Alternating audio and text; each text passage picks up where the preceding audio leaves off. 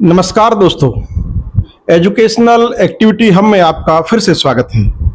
पिछली वीडियो में हमने देखा था कक्षा 7वीं की हिंदी की पाठ्य पुस्तक मल्हार के पाठ 2 तीन बुद्धिमान का अभ्यास। तो उस वीडियो में हमने आधा अभ्यास दिखाया था। इस वीडियो में अब मैं आपके लिए लेकर आया हूं शेष बचे हुए अभ्यास के प्रश्न। यदि आपने पहली वीडियो नहीं देखी है तो पहले उस वीडियो को देखें, उसके बाद इस वीडियो पर आएं। लोक कथा को सुनाना। लोक कथा के लिखित रूप में आने से पहले कहानियों का प्रचलन मौखिक रूप में ही पीढ़ी दर पीढ़ी चलता था। इसमें कहानी सुनने सुनाने और याद रखने की महत्वपूर्ण भूमिका होती थी।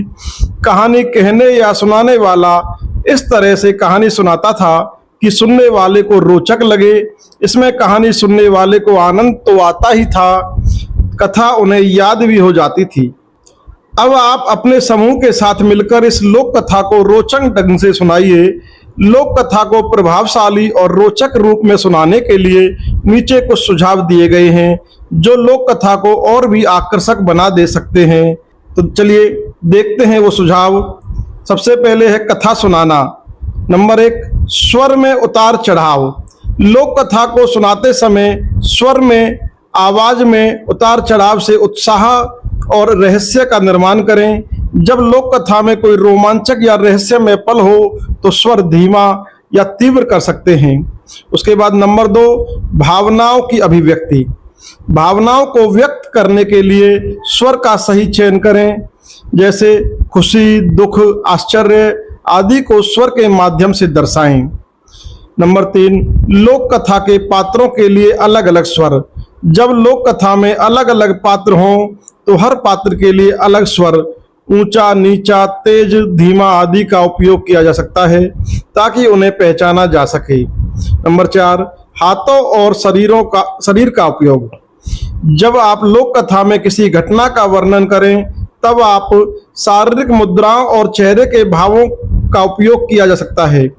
हास्य का प्रयोग। जब कोई हास्यपूर्ण या आनंदपूर्ण दृश्य हो तो चेहरे की मुस्कान और हंसी के साथ उसे प्रस्तुत करें। अगला पॉइंट है विवरणात्मक भाषा का उपयोग। लोक कथा में वर्णित स्थानों और पात्रों को इस प्रकार से प्रस्तुत करें कि श्रोता उनकी छवि अपने मन में बना लें। रोचक मोड़। 1-2 बार लोक कथा के रोमांचक मोड़ों पर थोड़ी देर के लिए रुकें या श्रोताओं में उत्सुकता होने दें, जैसे क्या आप जानना चाहते हैं कि आगे क्या हुआ। संवादों को स्पष्ट और प्रासंगिक बनाना। पात्रों के संवाद इस तरह से प्रस्तुत करें कि वे मौलिक लगें। इसके बाद है कारक। नीचे दिए गए वाक्यों को ध्यान से पढ़िए। भाइयों, जवाब दिया। यह वाक्य कुछ अटपटा लग रहा है न? अब नीचे दिए गए वाक्य को पढ़िए। भाइयों ने जवाब दिया। इन दोनों वाक्यों में अंतर समझ में आया? बिल्कुल सही पहचाना आपने। दूसरे वाक्य में ने शब्द भाइयों और जवाब दिया के बीच में संबंध को जोड़ रहा है। संज्ञा या सर्वनाम के साथ प्रयुक्त होने वाले शब्दों के ऐसे रूपों को कारक या परसर्ग कहते हैं। कारक शब्दों के कुछ उदाहरण निम्नलिखित हैं। तो सबसे पहले हम जानते हैं कि कारक होता क्या है। जिन शब्दों का क्रिया के साथ सीधा संबंध होता है उन्हें कारक कहते हैं, और जब इस संबंधों को दिखाने के लिए जिन चिन्हों का प्रयोग करते हैं उन्हें कारक चिन्ह या परसर्ग कहते हैं। तो यहाँ पर कुछ परसर्ग दिए हुए हैं, जैसे ने, को, पर, से के द्वारा, का, में, के लिए, की, के, हे, हो, अरे। नीचे दिए गए वाक्यों में कारक लिखकर इन्हें पूरा कीजिए। नंबर 1, हमने तो तुम्हारे ऊंट खालिस्तान देखा तक नहीं। तो इसमें आएगा को। हमने तो तुम्हारे ऊंट को देखा तक नहीं। भाइयों, खालिस्तान परेशान होते हुए कहा। भाइयों ने परेशान होते हुए कहा। नंबर 2, मैं अपने रेवड़ों खालिस्तान, पहाड़ों खालिस्तान लिए जा रहा था। तो इसमें आएगा मैं अपने रेवड़ों को पहाड़ों पर लिए जा रहा था।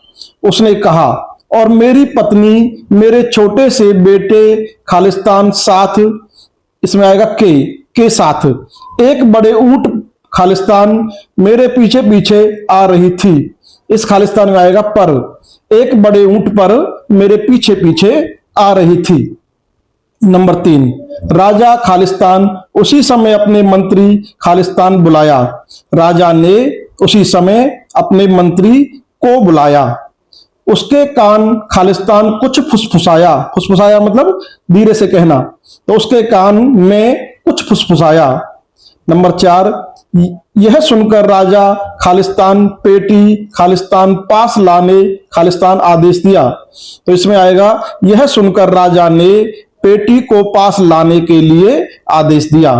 अगला है सेवकों खालिस्तान तुरंत आदेश पूरा किया। तो इसमें आएगा सेवकों ने तुरंत आदेश पूरा किया। आगे राजा खालिस्तान सेवकों खालिस्तान पेटी खोलने खालिस्तान लिए कहा। तो इनमें खालिस्तानों में आएगा राजा ने सेवकों को पेटी खोलने के लिए कहा। आप इनको देखकर अपनी बुक में ये खालिस्तान फिल कर सकते हैं अथवा इसका स्क्रीनशॉट ले सकते हैं। अगला प्रश्न है सूचना पत्र। कल्पना कीजिए कि आप इस लोक कथा के वह घुड़सवार हैं जिसका ऊंट खो गया है।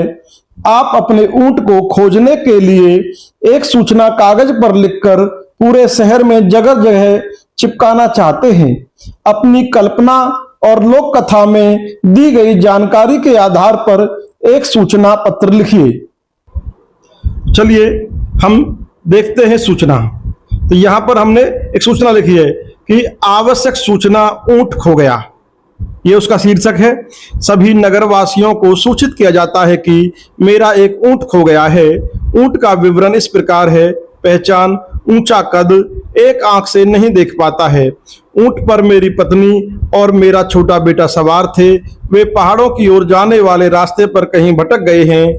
जिस किसी भी व्यक्ति को यह ऊंट और उस पर सवार मेरी पत्नी और बेटा मिले, कृपया नीचे दिए गए पते पर संपर्क करें। सूचना देने वाले को उचित नाम दिया जाएगा और यहाँ पर नीचे नाम एवं पता ऊंट के स्वामी का, ये आपको लिखना है। आप भी अपने अनुसार कोई भी सूचना बना सकते हैं। जरूरी नहीं है कि आप यही पहचान दें, आप कोई और पहचान दे सकते हैं, जैसे कि वो एक पैर से लंगड़ाता है या और उस पर कोई चिन्ह बना हुआ है, कुछ छपा हुआ है। तो इस प्रकार आप कोई भी सूचना दे सकते हैं। अपनी पत्नी और बच्चे, जो मैंने बताया कि मेरी पत्नी और बेटा उस पर बैठा हुआ है, आप इसके अलावा कुछ और बता सकते हैं या अपनी पत्नी और बेटे के बारे में कोई पहचान आप दे सकते हैं। तो इस प्रकार आप एक सूचना तैयार करें। अगर आपको ये सूचना अच्छी लगी है तो इसका स्क्रीनशॉट लेकर आप इस सूचना को अपनी नोटबुक में या अपनी पुस्तक में लिख सकते हैं। आगे है पाठ से आगे आपकी बात। नंबर 1, लोक कथा में 3 भाइयों की पैनी दृष्टि की बात कही गई है। क्या आपने कभी अपनी पैनी दृष्टि का प्रयोग किसी समस्या को हल करने के लिए किया है? उस समस्या और आपके द्वारा किए गए हल के विषय में लिखिए। तो आपको बताना है कि आपने बहुत तीव्र दृष्टि से, बहुत अच्छी नज़र से ध्यान रखते हुए आपने किसी समस्या को अपने जीवन में हल किया है। तो वो समस्या क्या है और उस समस्या को आपने कैसे हल किया। तो चलिए देखते हैं इसका उत्तर। जो मैंने लिखा है कि हाँ, मैंने भी अपनी पैनी दृष्टि का प्रयोग एक बार तब किया था जब मेरी पेंसिल गायब हो गई थी। सबको लगा कि किसी ने उठा ली है, लेकिन मैंने ध्यान से देखा तो पाया कि वह मेरी कॉपी या नोटबुक के बीच में फंसी हुई थी। इस तरह मैंने अपनी पैनी दृष्टि से समस्या हल कर ली। तो आप भी अपने विवेक से भी कोई अन्य समस्या का समाधान लिख सकते हैं। अगला प्रश्न, लोक कथा में बताया गया है कि भाइयों ने बचपन से हर वस्तु पर ध्यान देने की आदत डाली। यदि आपने ऐसा किया है तो आपको अपने जीवन में इसके क्या क्या लाभ मिलते हैं? तो इसका उत्तर होगा हाँ, मैं भी रोज चीजों पर ध्यान देता हूँ, इससे मुझे पढ़ाई में लाभ मिलता है। अध्यापक जब कोई बात समझाते हैं तो मैं मुख्य बिंदुओं को नोट कर लेता हूँ और बाद में आसानी से याद कर लेता हूँ। तो इस प्रकार मैंने जो बचपन से ही एक आदत डाली कि क्लास में जो भी चीज़ मुझे पढ़ाई जाती है तो मैं उन पर बहुत ध्यान देता हूँ और उसमें से मुख्य बिंदुओं को मैं नोट कर लेता हूँ। तो मुझे लाभ मिला कि मुझे उन चीजों को याद करने में आसानी होती है। प्रश्न नंबर 3, लोक कथा में भाइयों को यात्रा करते समय अनेक कठिनाइयां आई, जैसे भूख, थकान और पैरों में छाले। आप अपने दैनिक जीवन में किन किन कठिनाइयों का सामना करते हैं, लिखिए। तो इसका उत्तर होगा, मेरे दैनिक जीवन में भी अनेक कठिनाइयां आती हैं, जैसे सुबह जल्दी उठना, स्कूल का होमवर्क पूरा करना, खेल और पढ़ाई में संतुलन बनाए रखना। तो चलिए चलते हैं प्रश्न नंबर 4 पर। तब तक चैनल को सब्सक्राइब करना बिल्कुल ना भूलें। प्रश्न नंबर 4 है, भाइयों ने बिना देखे ऊंट के बारे में सही सही बातें बताई। क्या आपको लगता है कि अनुभव और समझ से देखे बिना सही निर्णय लिया जा सकता है? क्या आपने भी कभी ऐसा किया है? तो इसका उत्तर होगा हाँ, कई बार मैंने बिना किसी चीज को देखे भी सही निर्णय लिया है। एक बार घर से बाहर जाते समय आसमान में बादल देखकर मैंने छाता ले लिया। थोड़ी देर बाद में ही बारिश आ गई और मैं भीगने से बच गया। तो मैंने आसमान को देखकर अनुमान लगा लिया कि बारिश आने की संभावना बहुत ज्यादा है। तो इस प्रकार मैं छाता लेकर घर से बाहर निकला। तो उस समय तो शायद लोगों को मुझे देखकर अटपटा लगा होगा, लेकिन बाद में मैं बारिश में भीगने से बच गया। प्रश्न नंबर 5, जब ऊंट के स्वामी ने भाइयों पर शंका की तो भाइयों ने बिना गुस्सा किए शांति से उत्तर दिया। क्या आपको लगता है कि कभी किसी को संदेह होने पर हमें भी शांत रहकर उत्तर देना चाहिए? क्या आपने कभी ऐसी स्थिति का सामना किया है? ऐसे में आपने क्या किया? तो इसका उत्तर है हाँ, हमें शांत रहकर उत्तर देना चाहिए। एक बार मेरे दोस्त को लगा कि मैंने उसकी रबर ले ली है। मैंने गुस्सा नहीं किया, बस शांत होकर बताया कि भाई मैंने नहीं ली, और बाद में उसे अपनी ही कॉपी के बीच में रबर मिल गई। तो इस प्रकार शांत रहकर मैंने इस समस्या का समाधान किया। प्रश्न नंबर 6, राजा ने भाइयों की बुद्धिमानी देखकर बहुत आश्चर्य व्यक्त किया। क्या आपको कभी किसी की सोच समझ या किसी विशेष कौशल को देखकर आश्चर्य हुआ है? क्या आपने कभी किसी से कुछ ऐसा सीखा है जो आपके लिए बिल्कुल नया और चौंकाने वाला हो? तो इसका उत्तर है हाँ, एक बार मैंने देखा कि मेरा एक दोस्त बड़ी बड़ी संख्याओं की गुणा तुरंत कर लेता है। तो मुझे बहुत आश्चर्य हुआ। मैंने भी उससे ट्रिक सीखी और अब मैं भी बहुत तेजी से गुना कर लेता हूं। प्रश्न नंबर 7, लोक कथा में पिता ने अपने बेटों को सलाह दी कि वे समझ और ज्ञान जमा करें।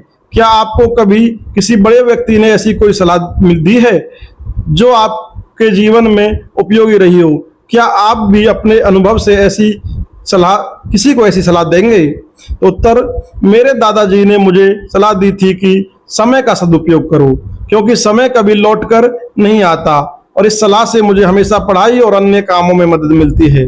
और मैं भी दूसरों को यही सलाह दूंगा कि समय को व्यर्थ न गंवाएं। चलिए चलते हैं प्रश्न नंबर 8 पर। भाइयों ने अपने ऊपर लगे आरोपों के होते हुए भी सदा सच्चाई का साथ दिया। क्या आपको लगता है कि सदा सच बोलना महत्वपूर्ण है, भले ही किसी स्थिति कठिन क्यों ना हो? क्या आपको किसी समय ऐसा लगा है कि आपकी सच्चाई ने आपको समस्याओं से बाहर निकाला हो? तो इसका उत्तर है हाँ, एक बार मैंने खेलते समय घर का गिलास तोड़ दिया था। पहले तो मुझे बहुत डर लगा, पर मैंने माँ को सच्चाई बता दी। माँ ने मुझे डांटा नहीं बल्कि समझाया कि आगे से ध्यान रखना। इससे मैंने सीखा कि सच बोलने से समस्या हल हो जाती है। आगे है ध्यान से देखना, सुनना, अनुभव करना। बचपन से ही हमें ऐसी आदत पड़ गई है कि हम किसी वस्तु को अपनी दृष्टि से नहीं चूकने देते। हमने वस्तुओं को पैनी दृष्टि से देखने और बुद्धि से सोचने के प्रयास में बहुत समय लगाया है। इस लोक कथा में तीनों भाई आसपास की प्रत्येक घटना, वस्तु आदि को ध्यान से देखते, सुनते, सूंघते और अनुभव करते हैं, अर्थात अपनी ज्ञानेंद्रियों और बुद्धि का पूरा उपयोग करते हैं। ज्ञानेंद्रियां 5 होती हैं। जिन चीजों से हम किसी चीज को ज्ञान प्राप्त करते हैं, उसके बारे में जान पाते हैं, उनको ज्ञानेंद्रियां कहते हैं। 5 ज्ञानेंद्रियां और 5 कर्मेंद्रियां होती हैं। तो ज्ञानेंद्रियां जैसे कि आंख से हम देखकर हम अनुमान लगाते हैं। कान, नाक, जीभ और त्वचा। तो आंख से देखकर, कान से सुनकर, नाक से सूंघकर, जीभ से चखकर और त्वचा से स्पर्श करके हम किसी वस्तु के विषय में जान सकते हैं। आइए अब एक खेल खेलते हैं जिसमें आपको अपनी ज्ञानेंद्रियों और बुद्धि का उपयोग करने के अवसर मिलेंगे। हाँ या नहीं प्रश्न उत्तर खेल। तो चरण 1, एक विद्यार्थी कक्षा से बाहर जाकर दिखाई देने वाली किसी एक वस्तु या स्थान का नाम चुनेगा। कक्षा के भीतर से भी कोई नाम चुना जा सकता है। नंबर 2, विद्यार्थी वापस कक्षा में आएगा और उस नाम को एक कागज पर लिख देगा, लेकिन ध्यान रहे वह कागज पर लिखे नाम को किसी को नहीं दिखाए। अन्य विद्यार्थी बारी बारी से इस वस्तु का नाम पता करने के लिए प्रश्न पूछेंगे। प्रत्येक प्रश्न का उत्तर केवल हाँ या ना में दिया जाएगा। तो जैसे हम बचपन में खेलते थे, कोई पहेली पूछते थे, तो जिससे पहेली पूछी जाती थी वो कहता था कि भाई इसके बारे में कोई अता पता दो, कोई हिंट दो।